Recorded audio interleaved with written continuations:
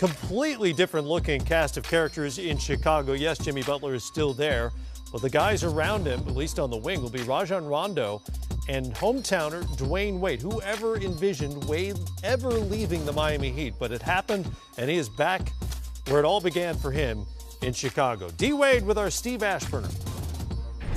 Let's just start off right away. I mean, that changed, the fact that you're here in Chicago after 13 years of spending this day and getting prepped for a season in Miami. Yeah. How different is it for you? I'm like the new kid in class. You know, I feel like my kids probably feel it's going to a new school. You know, you're trying to find, you know, your place.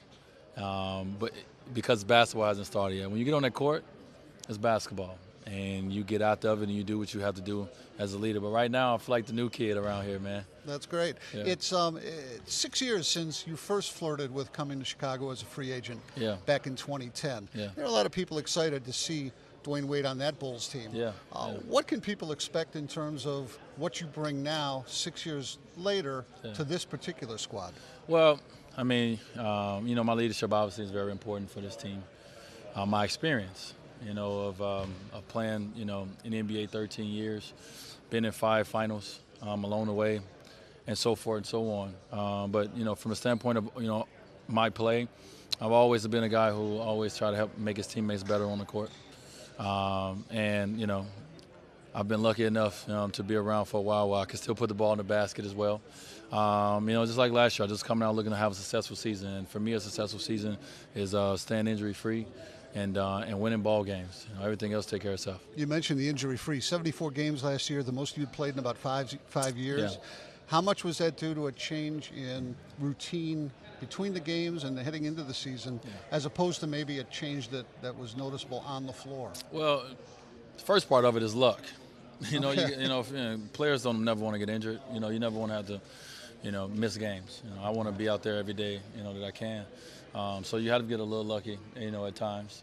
As well, you try to, you know, in the summertime, what you try to do is you try to train your body to be prepared for what a season can take on and what your body can take from it. So I thought I did a good job of that. I thought I did a great job of taking care of my body in season, which is going to be very important with me. And Rondo has been, you know, the 30 club around this team has been already talking about. But outside of that, man, you just got to be a little lucky.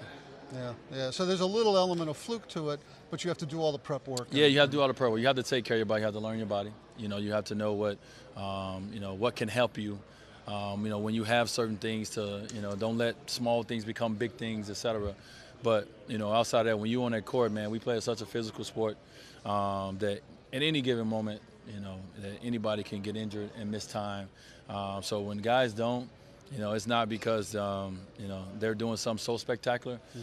It's just being lucky, man. And, you know, it's a gift if you're able to be out on that court, you know, for, obviously, for me, 74 games last year, but, you know, even more.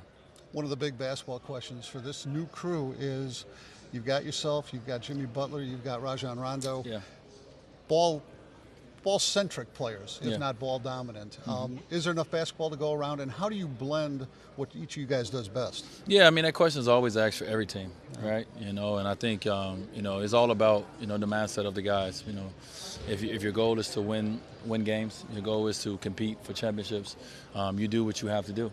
And, I mean, that's, you know, that's what we did in Miami. We had the same thing. We had guys that, you know, on their respective teams before we came together, we dominated the ball. Just in different ways. And so it's the same thing here, man. We have to figure it out together as a unit. If we want to win, if we want to be successful, then we have to play successful basketball, and that's team basketball. And, you know, if we do that, we'll be fine. Jimmy, his game has been growing the last few years, really since he got to the league. Last year he tried to assert leadership on this squad. Mixed results. Now, with a couple veterans like you and Rajon, both you guys have said this is Jimmy's team. Why is that important, and how does it show itself in the course of the season? Well, he's you know, Jimmy's 26 years old. He's in his prime of his career. You know, it would be foolish for me and Rondo to come here and say it's our team. You know, obviously we all have to do our part, but we're going to count on him to, you know, be that bull. You know, be the guy that, you know, for the bulk of the minutes, majority of the game, do what he does. And you know, I know how to play with players of all different kinds. Of styles, and I will play around him, and I will learn how to play. I don't want him to think. I want him to play. You know, I don't want him thinking, hey, D-Wade need the ball, hey, Rondo. Just want Jimmy to be Jimmy. You know, he's an all-star in this league. He's a guy that, you know, his potential, I think it's like, as we all have seen every year, he's been surpassing what we all thought, you know, he was going to be at that season. And we want to continue that mindset. So me and Rondo are veterans in this league. And, you know, we'll figure out how to make sure that, you know, we're successful and our teammates are successful. There are people, I'm sure, that follow the NBA, and they're still getting used to seeing you walking around in Doug McDermott's number. For people that think of you as a Miami player and the face of that franchise and Miami sports in general, some wonder if there'd been another week to go in negotiations, you might have ended up back there.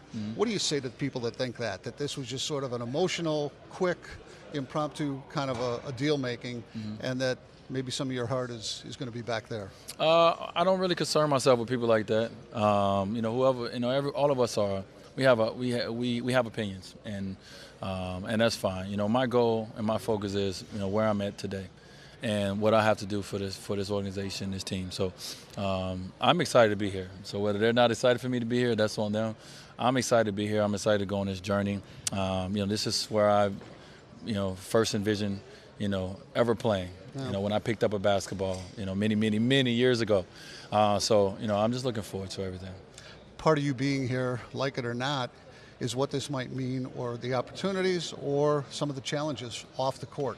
You heard, you know, growing up here in Chicago. Yes. We're a month removed from your cousin tragically being killed in a shooting in this city. You've taken an interest in what's going on the streets of Chicago. How much can you realistically devote yourself to things like that during the course of a basketball season?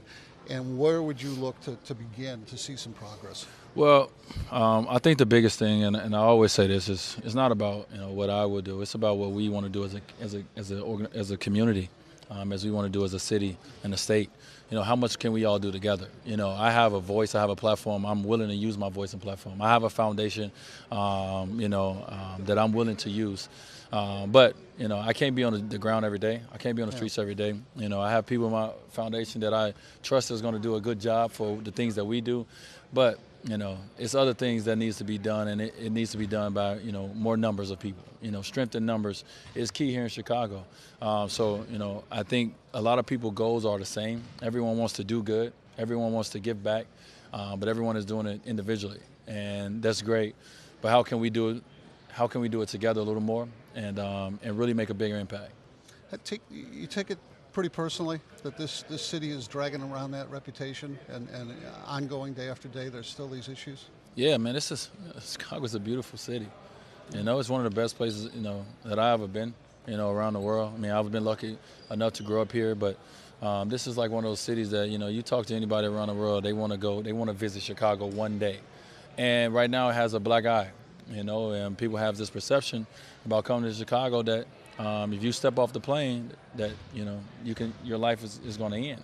And, you know, it's not that. You know, obviously we have our challenges, but as you see around the world today, everyone have their challenges. You know, do I think Chicago needs a little bit more focus and attention right now? Yes, I think we need that. But, you know, we're all having challenges everywhere. Have a good year on and off. Will do. All right, Will thanks. Do. The more Marquette, the merrier.